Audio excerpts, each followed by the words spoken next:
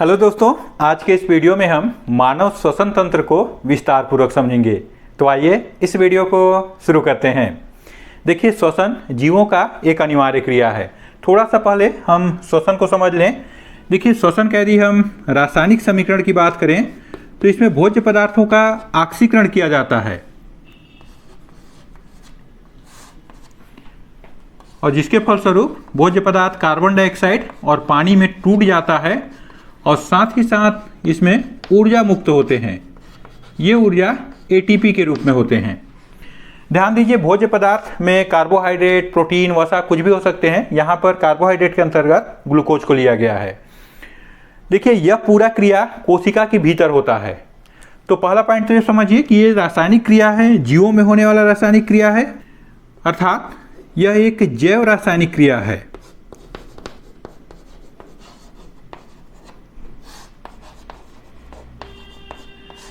दूसरा, ध्यान दें कि कोशिका के भीतर हो रहा है तो यह कोशिकीय अभिक्रिया है, कोशिकीय क्रिया है। तीसरा, यदि हम इसमें देखें तो यहाँ पे ऑक्सीजन के द्वारा जो भोज्य पदार्थ है उसका ऑक्सीकरण हो रहा है, तो इसमें भोज्य पदार्थ का ऑक्सीकरण होता है। और यहाँ पर देखिए, ये जो ग्लूकोज है इसको कार्बन डाइऑक्साइड और पानी में तोड़ा जा रहा है। यहाँ इसका अपघटन हो रहा है और इसको यदि हम साइंस की भाषा में लें तो ये कहलाता है अपचय। तो श्वसन एक अपचय की क्रिया है। जीवों में अपचय और उपचय अर्थात विध्वंसकारी और निर्माणकारी। उपचय को निर्माणकारी कहते हैं, जैसे अमीनो अम्ल मिलकर के प्रोटीन का निर्माण करते हैं, या पौधों में देखें तो प्रकाश संश्लेषण की क्रिया, उसमें कार्बन डाइऑक्साइड और पानी ये सूर्य प्रकाश और हरित लौह की उपस्थिति में ग्लूकोज बनाते हैं। तो निर्माण हो रहा है, अर्थात उपचय की क्रिया है। उपचय अपचय दोनों को मिला दें तो कहलाता है उपापचय। तो ध्यान रखें, यहाँ पे श्वसन अपचय की क्रिया है। और श्वसन का एक और महत्वपूर्ण विशेषता कि इसमें देखिए ऊर्जा मुक्त होता है।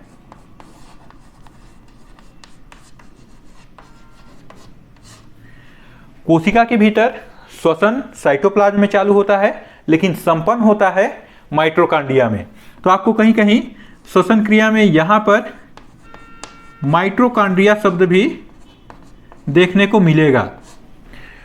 इस आधार पर आप बता सकते हैं कि श्वसन एक जैव रासायनिक क्रिया है जिसमें भोज्य पदार्थ का ऑक्सीकरण होता है और इसमें कार्बन डाइऑक्साइड और पानी बनते हैं और साथ ही साथ ऊर्जा मुक्त होता है। अब यहाँ सबसे महत्वपूर्ण चीज़ कि यह कोशिका के भीतर संपन्न होता है। हमारे शरीर में देखें तो हमारा शरीर लाखों कोशिकाओं का बना हुआ है और प्रत्येक कोशिका को क्या चाहिए? श्वसन के लिए ऑक्सीजन। और प्रत्येक कोशिका में क्या निकलेगा? Carbon dioxide. अब देखिए, हमको ऑक्सीजन वातावरण से मिलेगा और जो शरीर में कार्बन डाइऑक्साइड बन रहा है उसको भी वातावरण में छोड़ना होगा। तो शरीर और वातावरण के बीच में इन गैसों का आदान प्रदान एक विशेष अंग के द्वारा किया जाता है। वो कहलाता है मुख्य श्वसन अंग, जिसको कहते हैं फेफड़ा। उसकी सहायता के लिए अन्य भी कई अंग हैं, अर्थात ये कोई एक अंग नहीं है बल्कि एक पूरा सिस्टम है, तंत्र है। तो इसी को कहा जाता है मानव श्वसन तंत्र। यह श्वसन का एक स्टेप है, चरण है। हम सांस लेते हैं, छोड़ते हैं, फेफड़ों के द्वारा गैसों का आदान प्रदान होता है, तो इसको हम श्वसन नहीं मानेंगे। वास्तव में श्वसन देखा जाए तो श्वसन ये है, वो तो मात्र हमारा ब्रीथिंग, श्वासोच्छ्वास की क्रिया है।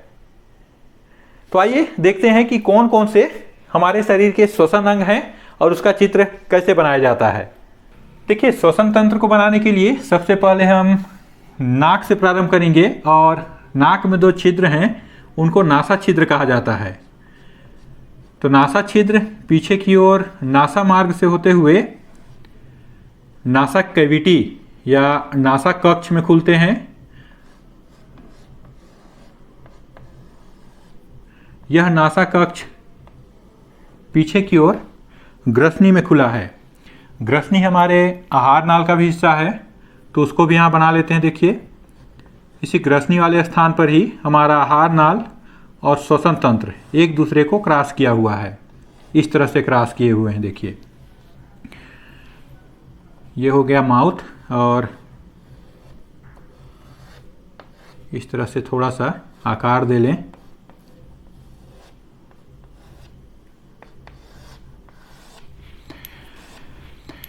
और यहाँ ध्यान दीजिए कि इस ग्रसनी में एक छिद्र है जिसको घाटी या ग्लोटिस कहते हैं, उसके द्वारा यह हमारा श्वसन मार्ग आगे बढ़ा है और वह कंठ में खुलता है। तो चलिए उस छिद्र को इस तरह से बनाते हुए कंठ को बना लेते हैं।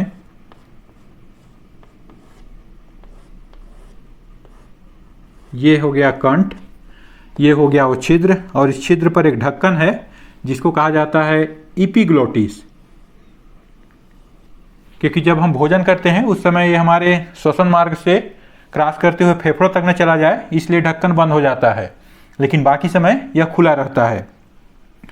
अब उसके बाद इसको और आगे बढ़ाते हैं तो देखिए जो कंठ है, ये कंठ पीछे की तरफ 10 से 12 सेंटीमीटर लंबे नली में खुला है। इस नली को कहा जाता है श्वास नली, और यह नली आगे जाकर 2 भागों में बढ़ गया है। इनको कहते हैं श्वसनी।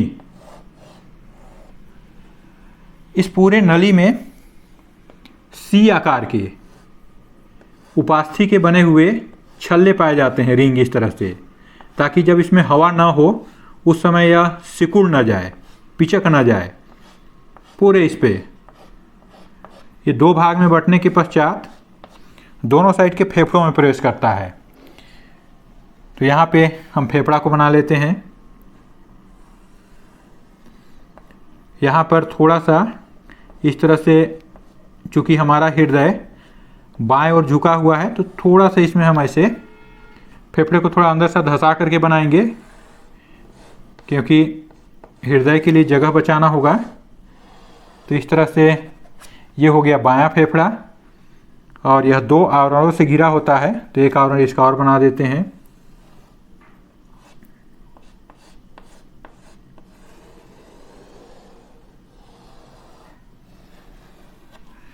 इस तरह से देखिए, इस साइड भी बना लेता हूँ दाएं फेफड़ा को।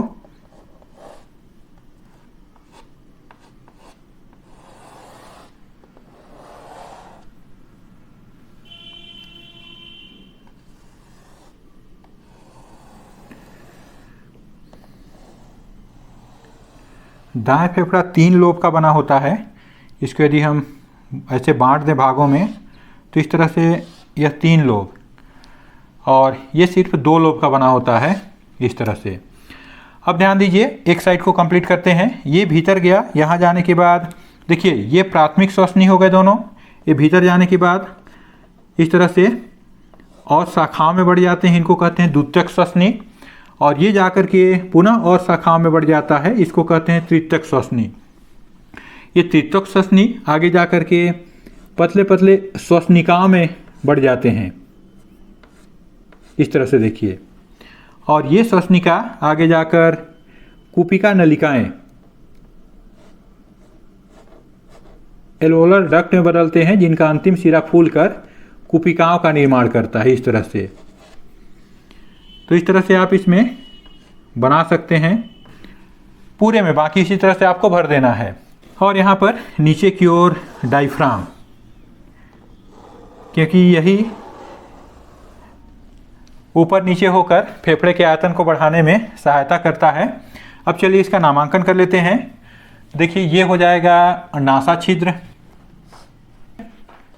या नॉस्ट्रिल, ये कहलाएगा नाजल चेंबर,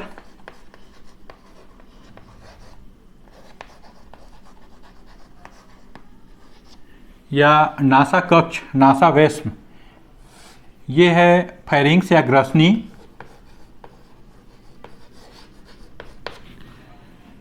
ये जो ढक्कन दिख रहा है ये कहलाएगा इपिग्लोटिस।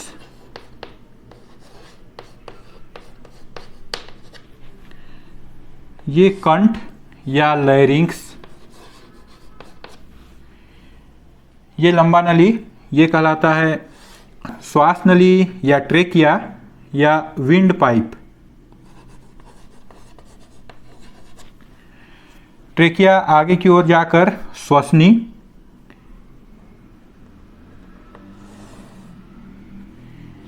या ब्रोंकाई में खुलता है। ये ब्रोंकाई आगे जाकर जैसे primary bronchi, secondary bronchi, tertiary bronchi, उसके बाद आगे की ओर बढ़कर ये पतले पतले ब्रोंक्यूल अर्थात श्वसनिकाओं में खुलते हैं, तो ये कहलाएंगे ब्रोंक्यूल।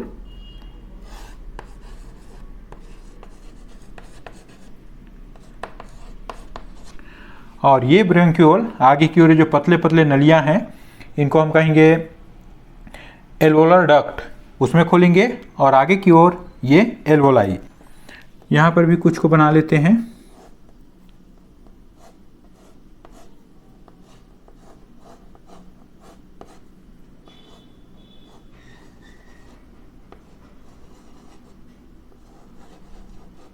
इनको कहेंगे एल्वोलाई या कुपिकाएं।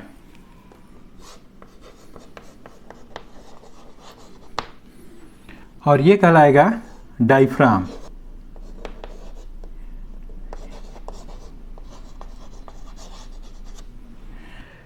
ये हो गया श्वसन तंत्र का चित्र। अब चलिए हम इसके विभिन्न भागों को थोड़ा विस्तार से समझें। देखिए, श्वसन तंत्र बाहर दो छिद्र के द्वारा खुलता है, इनको नासा छिद्र या नास्ट्रिल कहते हैं। ये दोनों छिद्र एक दूसरे से पट या सेप्टम के द्वारा अलग रहते हैं। ये आगे की ओर नाजल चेंबर या नाजल कैविटी, जिसको कि नासिका कक्ष या वेस्म कह सकते हैं, में खुलते हैं। इसकी दीवार सिलिएटेड इपिथेलियम की बनी होती है, जिस पर छोटे छोटे रोम एवं म्यूकस ग्रंथियां पाए जाते हैं। यही दोनों यहाँ से गुजरते हुए हवा को छानने का कार्य करते हैं। जब यहाँ से हवा गुजरता है तो उसमें जो छोटे छोटे कण होते हैं उसको वे रोम छान देते हैं, और साथ ही साथ वे कण इसकी दीवार से जो म्यूकस स्रावित होता है उससे चिपक कर वहीं रह जाते हैं। और इसीलिए कहा गया है कि सांस हमेशा नाक से लेना चाहिए, मुख से लेने पर इस तरह से हवा का फिल्टर नहीं हो पाता। अब उसके बाद देखिए, ये जो नासा कक्ष है ये पीछे की ओर ग्रसनी फेरिंग्स में खुलता है। फेरिंग्स हमारे आहार नाल का हिस्सा है। यह एक छिद्र के द्वारा कंठ या लैरिंग्स में खुलता है। इस छिद्र को घाटी या ग्लोटिस कहते हैं। इस छिद्र के बगल में एक ढक्कन होता है जिसको इपीग्लोटिस या कंठ छत कहते हैं। इसका कार्य बहुत महत्वपूर्ण है। जब हम भोजन करते हैं उस समय इपीग्लोटिस उस ग्लोटिस छिद्र को ढक देता है, और जिसके कारण देखिए भोजन इस ग्रसनी से होते हुए, ग्रास नली से होते हुए अमाशय की ओर गति करेगा। हमारे इधर अर्थात कंठ श्वास नली की ओर नहीं आ पाता। जब कभी अचानक खाते समय छींक आ जाए तो ध्यान दिए होंगे कि फेफड़ों से तेजी से हवा निकलता है, तो इपीग्लोटिस को खोलते हुए यदि भोजन के कुछ अंश यहाँ पर हैं उसको तेजी से इधर धक्का देते हुए नाक से बाहर निकाल देता है। अब उसके बाद अगला देखिए, कंठ या लैरिंग्स। इसको स्वर यंत्र या वोकल बॉक्स भी कहते हैं। इस पर 3 तंतुओं के बने हुए रज्जुक पाए जाते हैं। 3 पतले पतले समझिए कि पन्नी पाए जाते हैं। इन्हीं में कंपन के कारण ध्वनि उत्पन्न होता है। ये उपास्थि का बना हुआ होता है। यहाँ जो उभरा हुआ हिस्सा है यही कंठ है, लैरिंग्स है। ये आगे की ओर श्वास नली या ट्रेकिया में खुलता है। यह 12 से 14 सेंटीमीटर पतली लंबी नली है, जिस पर उपास्थि के सी आकार के इस तरह के छल्ले पाए जाते हैं। ये छल्ले इसमें जब हवा नहीं होता इसको सिकुड़ने से, पिचकने से रोकते हैं। ये श्वास नली आगे की ओर बढ़ते हुए 2 भागों में बढ़ जाता है, और इनको ब्रोंकाई या श्वसनी कहते हैं। और प्रत्येक ब्रोंकाई अपने अपने ओर की फेफड़ों में प्रवेश कर जाता है। यहाँ प्रवेश करने के बाद यह और कई शाखाओं में बढ़ता है। तो देखिए, यहाँ पे इनको हम कह सकते हैं, जब 2 भाग में बटा तो इसको कहेंगे प्राथमिक श्वसनी। पुनः प्राथमिक श्वसनी 2-3 भागों में बटा, उनको कहेंगे द्वितीयक श्वसनी। द्वितीयक श्वसनी 2 से 3 भागों में बटा, उसको कहते हैं तृतीयक श्वसनी। तो इस तरह से जब तृतीयक श्वसनी बढ़ गए उसके पश्चात ये फिर पतले पतले भागों में बढ़ता है, उनको कहते हैं श्वसनिका या ब्रोंकियोल। और ये ब्रोंकियोल आगे चलकर पतले पतले नलियों में परिवर्तित हो जाते हैं, जिनको कहते हैं एल्वोलर डक्ट, कुपिका वाहिनी। इन एल्वोलर डक्ट का अंतिम सिरा छोटे छोटे कोषों में परिवर्तित हो जाता है, जिनको एल्वोलाई या कुपिका कहते हैं। इसको आप यहाँ पे समझिए, ये मान लेते हैं कि ये एल्वोलर डक्ट है और इसका अंतिम सिरा इस तरह से छोटे छोटे कोषों में बदल जाता है। इन कोषों को ही कुपिका या एल्वोलाई कहते हैं। तो इस तरह से जब हम सांस लेते हैं तो हवा इन पूरे रास्तों से गुजरते हुए अंत में फेफड़ों के भीतर इन्हीं कुपिकाओं में जाकर भर जाता है।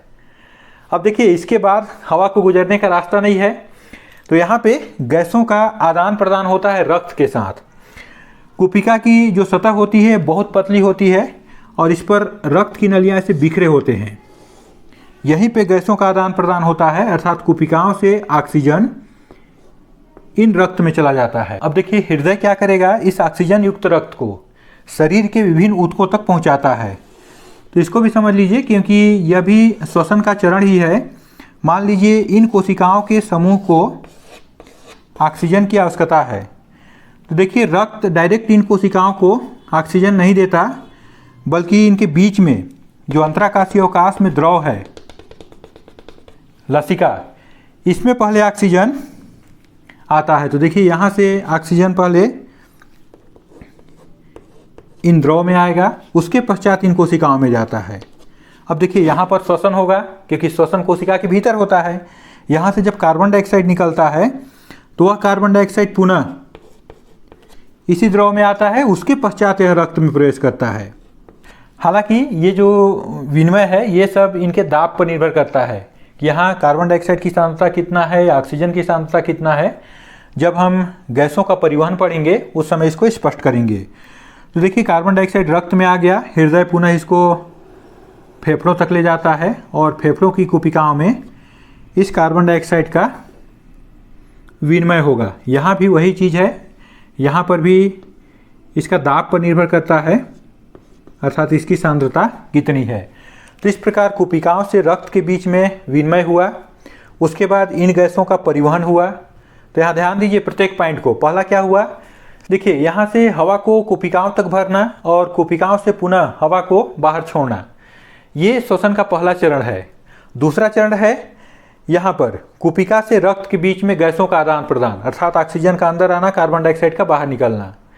तो ये क्रिया श्वसन का दूसरा चरण है। तीसरा चरण क्या होगा, देखिए इस कुपिका से ऑक्सीजन का ऊतकों तक परिवहन और ऊतकों से कार्बन डाइऑक्साइड का कुपिकाओं तक परिवहन, ये तीसरा चरण है।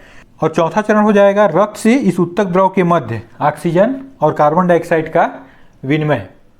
और अंतिम कोशिका के भीतर श्वसन की क्रिया। तो इस तरह से 5 चरणों में श्वसन पूरा होता है। कहीं कहीं आपको ये भी मिलता है कि श्वसन के 2 चरण होते हैं। बाह्य श्वसन, बाह्य श्वसन में आप ये समझ लीजिए कि यहाँ से हवा को लेकर यहाँ तक एक्सचेंज होना, अर्थात इसके 2 भाग। और आंतरिक श्वसन, अर्थात इसमें गैसों का परिवहन, यहाँ पे गैसों का विनिमय और यहाँ पर श्वसन की क्रिया, इसको कहा गया है आंतरिक श्वसन।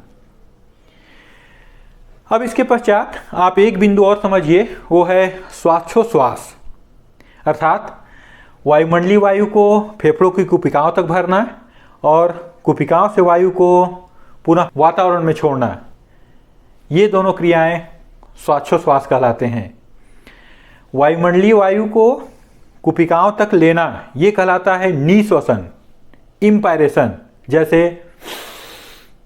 ये कुपिकाओं में भर गया, ये क्रिया कहलाएगा निःश्वसन। और दूसरा है एक्सपायरेशन, अर्थात निःश्वसन।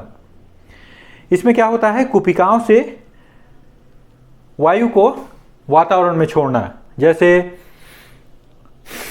ये क्रिया बाहर जो छोड़ रहे हैं ये, और ये दोनों मिलकर के ये कहलाते हैं श्वासोच्छ्वास। कभी कभी बहुत सारे बच्चे यहाँ पर जो क्रिया हो रहा है इसको श्वसन समझते हैं, लेकिन वास्तव में श्वसन इस कोशिका के भीतर जो हो रहा है ये क्रिया है, ये तो श्वासोच्छ्वास है।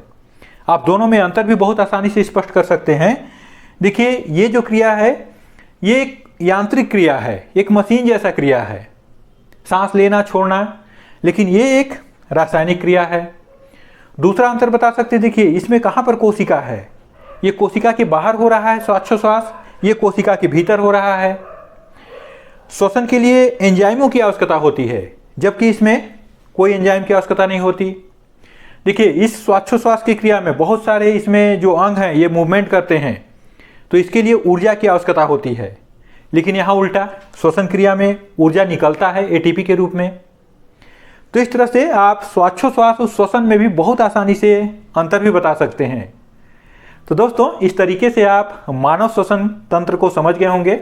यदि यह वीडियो अच्छा लगा तो इसे लाइक कीजिए। ऐसे ही वीडियो देखने के लिए हमारे चैनल को सब्सक्राइब कीजिए और दोस्तों के साथ शेयर कीजिए।